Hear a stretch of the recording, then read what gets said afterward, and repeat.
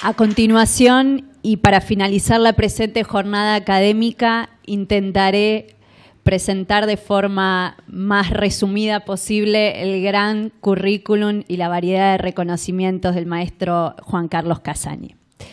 Es abogado y doctor en Derecho y Ciencias Sociales de la Universidad de Buenos Aires. Es miembro de número de la Academia Nacional de Derecho y Ciencias Sociales de Buenos Aires, académico honorario de la Real Academia de Jurisprudencia y Legislación de Madrid y miembro correspondiente de la Real Academia de Ciencias Morales y Políticas de Madrid.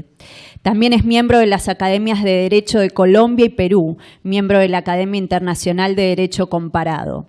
Es director del Instituto de Derecho Administrativo de la Academia Nacional de Derecho y Ciencias Sociales de Buenos Aires, profesor emérito de la Universidad Católica Argentina, profesor titular consulto de Derecho Administrativo de la Universidad de Buenos Aires, profesor honorario de la Universidad de Nuestra Señora Mayor del Rosario de Bogotá, de la Pontificia Universidad Javeriana de Colombia y de la Universidad Nacional Mayor de San Marcos y de la Pontificia Universidad Católica del Perú.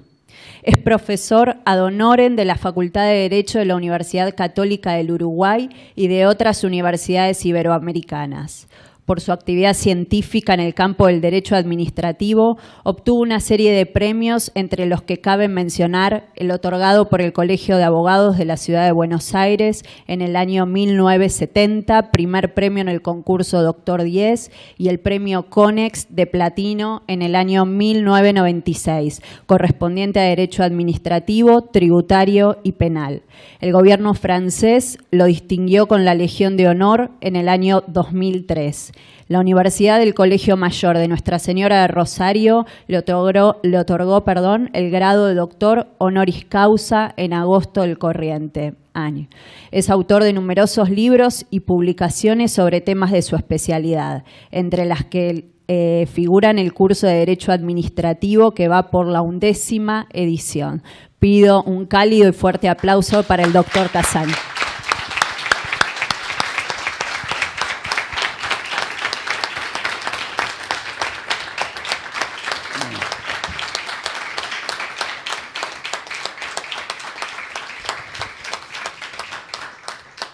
Muchas gracias, doctora, por la presentación y agradezco muy especialmente a la Asociación de Magistrados y a todas las organizaciones que se han unido para generar este acontecimiento académico que me parece realmente importantísimo. Yo he escuchado con verdadero deleite intelectual las exposiciones de mi hijo, no puedo decir nada porque quedó mal, pero sí del doctor Guzmán, que fue realmente brillante, como es él en general en todo lo que expone y estudia, y de mi querido discípulo, el doctor Javier Barraza, que dio una lección no solamente de dogmática jurídica y de jurisprudencia, pero sino también una lección histórica. Nos enseñó cosas que yo por lo menos no sabía, salvo lo del Código de Hammurabi, que sí lo había visto en Berlín, pero ahora lo voy a volver a viajar para tratar de interpretar si es que existen también ahí esos otros leyes y códigos que mencionó el doctor Barraza.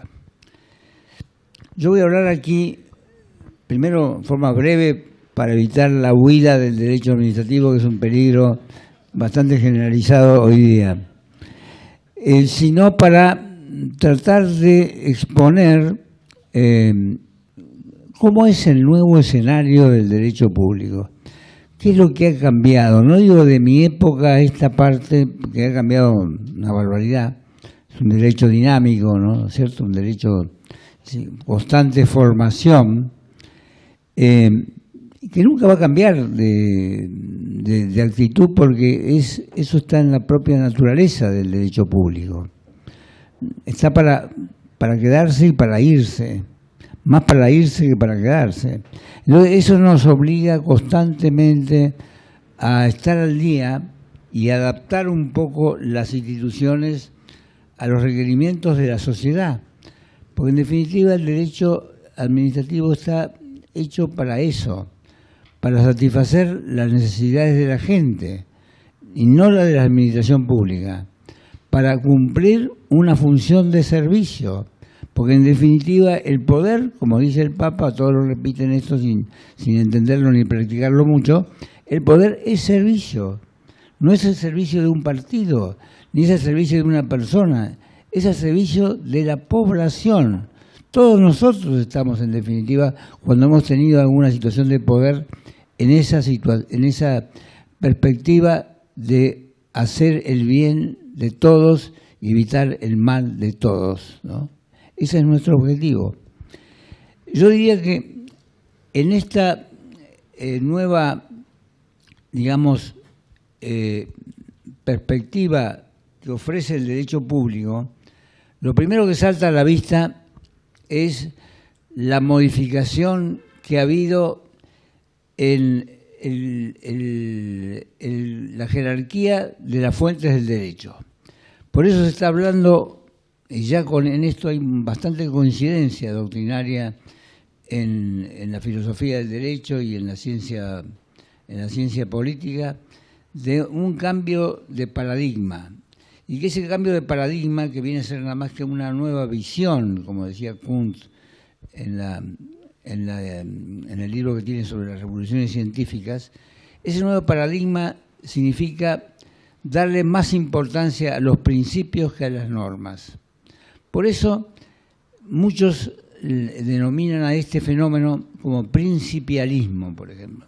El doctor Vigo empezó con esto hace un tiempo y hoy día en Europa casi todo el mundo está hablando de esto. Yo he estado con Manuel Atienza, que es el presidente de la Asociación Europea de Filosofía del Derecho, y me ha dicho que se están poniendo todos de acuerdo en esta tesis y además en una teoría moderna, nueva, que no es enseñada todavía en la Facultad de Derecho, que es la teoría argumentativa. Y esa es muy importante para resolver todos los casos que el doctor Gallo Quintián tenga que solucionar en el futuro.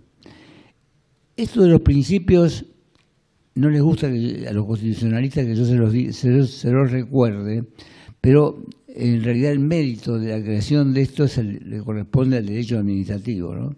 Todo el mundo tiende a traer agua para su molino, pero más cuando es su propia agua, ¿no? Si es el agua ajena, bueno, ahí está mal.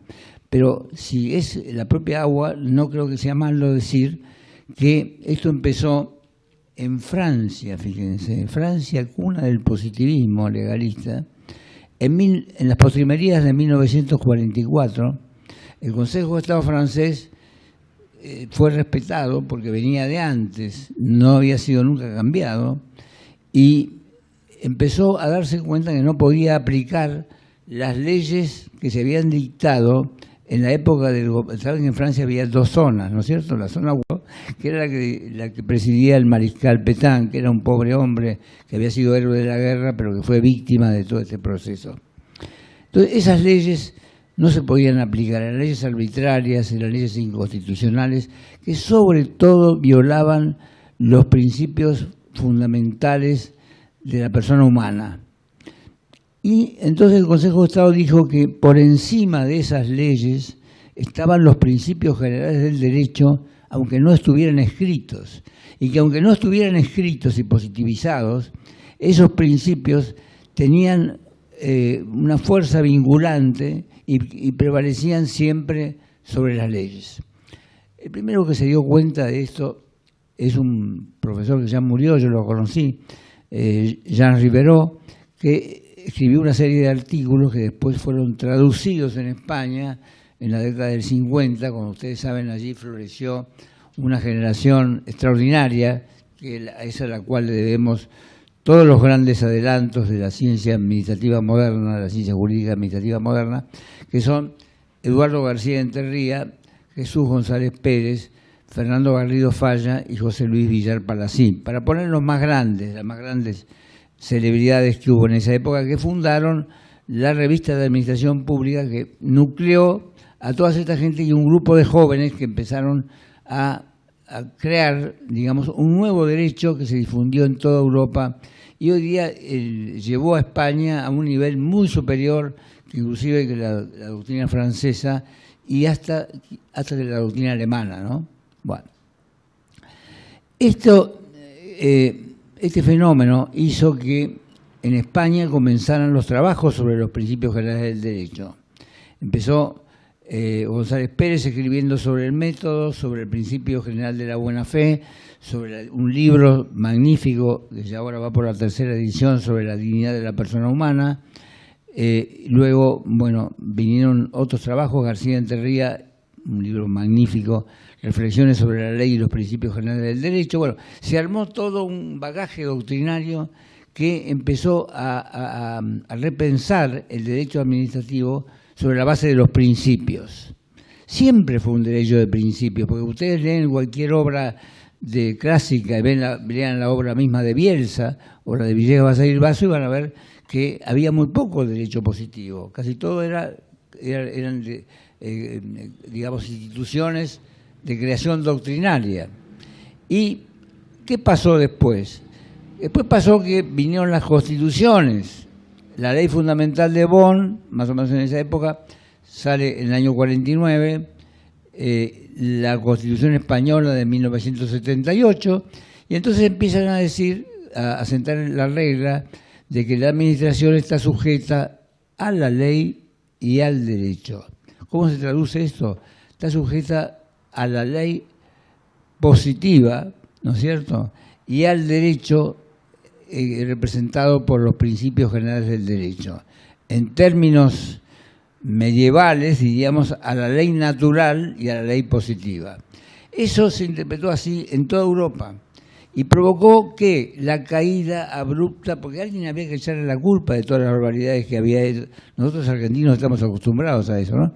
De todas las barbaridades que había hecho el nazismo y el fascismo. Y la culpa, en definitiva, se la indilgaron a Kelsen, que poco tenía que ver con esto, pero tenía mucho que ver con la estructura jurídica que habían adoptado esos estados, donde se justificaba el derecho con tal que se hubiera sancionado por la autoridad, no importando si ese derecho era justo, si violaba o no la moral, las buenas costumbres, si era digamos, arbitrario, nada de eso, sino que bastaba con que el órgano jurídico encargado de formalmente de emitir la norma lo hubiera dictado conforme al procedimiento establecido por los señores legisladores.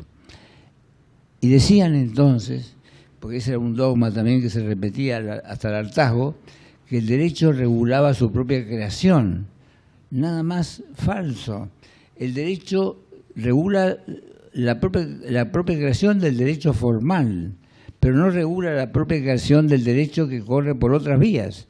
Y el derecho corre por otras vías, y precisamente por esas otras vías que corre, son las de los principios generales del derecho y la costumbre. Y además hoy día también las autorregulaciones, que van a haber muchas autorregulaciones ahora como consecuencia de este nuevo contrato que Ezequiel acaba de explicarles, el contrato de participación pública-privada. La caída entonces del positivismo fue abrupta. La ley dejó de ser el centro del sistema jurídico y al dejar de ser el centro del sistema jurídico, ese lugar pasó a ser ocupado por los principios generales del derecho. Ahora, ¿cómo los definimos los principios generales? Y ahí puede ser que tengamos alguna diferencia entre los post-positivistas, que son los conversos, los que abandonaron el barco, pero ahora prácticamente coinciden con todos nosotros, los garantistas, que esos siguen siendo positivistas, y solamente en Ferraioli, por ejemplo, está en esa línea, en la primera otra está Alexi, los garantistas son más positivistas, pero reconocen que hay diferencia entre principio y ley, pero que los principios tienen que estar positivizados, tienen que estar en la Constitución. Y la tercera línea, que es la visión moderna del justnaturalismo, en su versión personalista y solidaria, que arranca más atrás, porque viene un poco de Maritain, pero que hoy día la cabeza de toda esa escuela es el filósofo australiano Finis, que estudió en Inglaterra, curiosamente en la cátedra de un positivista como Hart, pero casi lo convence a Hart, y yo creo que Hart estuvo a punto de pegarse un tiro si se hubiera muerto después. Pero lamentablemente esto no es totalmente muy conocido en la enseñanza del derecho porque nadie lo explica porque cómo salen estas cosas. Lo cierto es que estas tres, digamos, líneas que hay en el mundo están coincidiendo ahora en muchas cosas. Y en las cosas que están coincidiendo es que algunas de los dogmas, digamos, antiguos van desapareciendo, ¿no? Por ejemplo, el dogma ese que nos enseñaban en la época en que yo también estuve prisionero de la teoría de Kelsen, porque yo me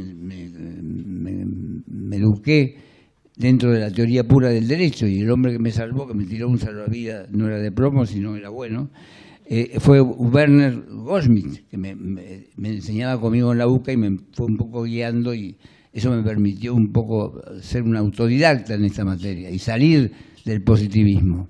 Pero el positivismo tenía un dogma que era la plenitud del ordenamiento jurídico. O sea, para ellos no había lagunas, ¿no? Si hubiera venido a la provincia de Buenos Aires se hubieran dado cuenta que está lleno de lagunas. Pero bueno, para ellos no había lagunas. Y entonces todas las situaciones se resolvían ya con las normas preestablecidas. Y el problema es que hay lagunas. Y el primero que lo vio en la Argentina, que hizo un libro magnífico, es Juan Francisco Linares. A eso le llamó el caso administrativo no previsto. Entonces, si hay lagunas, lo que tenemos que ver cuáles son las técnicas de integración de esas lagunas. Y ahí llegamos al problema de que cuando no es posible la analogía, porque no encontramos una norma análoga, algo que es distinto a lo que dijo Ezequiel, la supletoriedad del Código Civil y Comercial que se va a aplicar a los contratos de participación pública y privada, cuando no hay normas ni supletorias ni análogas, tenemos entonces lo que se llama, Goldschmidt decía, la laguna diquelógica, la laguna de justicia, y esa que hay que llenarla con un principio general del derecho. Fíjense los jueces en Alemania, ¿cómo descubrieron un principio? Yo digo, descubrieron en sentido metafórico, porque descubrir es algo que ya estaba, ¿no es cierto? Cuando Colón descubrió América, ya estaba América. De manera que tenemos que pensarlo en ese sentido. Cuando los jueces descubren el principio de la confianza legítima, que va mucho más allá del principio de legalidad, que lo supera, es una creación a la cual se ven obligados a hacer por razones de justicia, porque no tenían otra norma para resolver el caso. Fíjense, una construcción donde se autorizan determinados metros. Al cabo de los años, por una inspección municipal, se descubre que los metros autorizados eran menos que los que se habían construido. Entonces quedaba la disyuntiva al juez, al Tribunal Supremo alemán, nada menos que eso, era de ordenar la demolición del edificio o dejarlo como estaba, violando el principio de legalidad. Dijeron, no señor, acá se aplica un principio general del derecho que es la confianza legítima. La confianza legítima, porque si actuó de buena fe, no es consecuencia de toda la buena fe, pero sí la buena fe es un presupuesto de la confianza legítima. La actividad del administrado y la de la administración son legítimas. Fíjense cómo van apareciendo estos principios generales del derecho como consecuencia de la necesidad de cubrir estas lagunas. Y lo que quiero decirles, porque no quiero realmente que se convierta en realidad esta idea que les dije de la huida del derecho administrativo, lo que quiero decirles un poco para terminar es que todo esto llevó a la consagración de nuevos principios generales del derecho que nosotros no estudiábamos en la época mía. Uno de ellos, y el más importante de todos, es el de la dignidad de la persona. Todas estas construcciones, las tres tendencias que les he señalado, se basan en una unidad, y esa unidad tiene por centro, por eje, el principio de la dignidad de la persona humana que está en todas las convenciones internacionales que la Argentina ha incorporado en el artículo 22, en el inciso 22 del artículo 75 de la Constitución. Y yo creo que además de esto, otro principio que hay que destacar, porque tiene una vigencia realmente impresionante y se va extendiendo cada vez más, y yo veo por lo que escuché hoy que también puede haber una extensión muy grande en el contencioso administrativo y en los plazos de caducidad y todas esas pavadas que están escritas por ahí, es el principio de la tutela judicial efectiva. Ese principio, fíjense lo que pasó con ese principio. lo pusimos nosotros, sin darnos cuenta, creo, en los artículos 8 y 25 de la Convención Americana de Derechos Humanos. Nadie lo había desarrollado. Los que lo desarrollaron fueron los españoles. Y los españoles tampoco sabían que estaba esto, porque ellos iban a su aire y no leían, salvo González Pérez. Creo que nadie leía mucho de las cosas nuestras. Ahora los están leyendo un poco más. Pero porque lo que les está pasando es terrible, ¿no? Pero bueno, entonces están fijando en los sistemas federales, que más o menos funcionan. Más o menos, digo, pero funcionan. Bueno, pero funcionan mejor que allá, por lo menos en eso, que en España. Y bueno, después cuento lo de Viva la Pepa para otro día. Sí, porque él lo sabe, es un cuento que tengo, pero para evitar la huida también del derecho administrativo. Bueno, al mismo tiempo González Pérez y Lorenzo Martín Retortillo trabajaron muchísimo en esto. Lorenzo era constituyente del 78 e introdujo el principio de la tutela judicial efectiva en la Constitución española, que después pasó también a ser principio de la tutela administrativa efectiva, porque se dieron cuenta que no bastaban las garantías del debido proceso, no bastaba el derecho a ser oído, el derecho a producir pruebas ni el derecho a una decisión fundada. Era necesario algo más, era necesario garantizar el acceso pleno a la justicia y además de eso, cuidar que después la decisión del doctor Gallo Quintián se cumpla, la administración la cumpla. Y para eso inventaron, no lo inventaron, las trajeron del derecho privado, la institución de las astreintes, y las aplicaron al derecho público. Y los primeros que hicieron eso fueron los franceses. Cuando lo hicieron los franceses, que los españoles copian todo lo que hacen los franceses, enseguida también la tomaron los españoles. De manera que eso ya está generalizado. Pero acá descubrimos que eso lo tenemos que prohibir y lo pusimos en la ley de responsabilidad del Estado de una manera tan desastrosa que la interpretación permite lo contrario, como siempre pasa aquí en la Argentina. Pero en fin, yo les decía que como esa regulación que nosotros teníamos en la Convención Americana, unida a la doctrina española y a todo lo que escribimos después, provocó una explosión extraordinaria. Y esto va a llevar seguramente, a la eliminación de algunos otros dogmas del proceso administrativo, como la estúpida idea del agotamiento de la instancia administrativa, que eso es desde la época de Felipe II de España, y que en Francia no existe, porque en Francia, por ejemplo, el recurso jerárquico es optativo, fíjense, de manera que no obligan a todo el mundo a litigar contra el Estado. Porque ¿quién sociedad va a decir, qué director de una sociedad, cuando el abogado venga y le diga, mire, la administración nos ha aplicado una multa, y qué plazo hay para recurrir? Ahí hay 90 días o 15 días, no sé, ahora ponen hasta 5 días en algunos casos. ¿Y qué pasa si no recurrimos? Y se caduca el derecho. ¿Qué quiere decir la caduca el derecho? Que lo pierde. ¿Cómo va a perder el derecho a eso? Es una barbaridad. Bueno, sin embargo, eso es así. Pero ahora Argentina está a la vanguardia de otro aspecto de la tutela judicial efectiva. Y con esto ya termino. Es la acción declarativa de inconstitucionalidad que se admite tanto para actos administrativos, para reglamentos o como para leyes. Y allí estamos totalmente de acuerdo casi todos, incluso los fiscales. Bueno, el doctor Canda le dio una severa el otro día, creo que porque le criticaron una sentencia, pero estamos todos de acuerdo con que en ese caso no se exige el requisito del agotamiento de la instancia administrativa. En definitiva, yo soy optimista y no quiero terminar entonces sin agradecer la atención que me han prestado ustedes, la organización, a mi querida sobrina María Elisa Casañez, siempre tan atenta conmigo, y a los discípulos míos.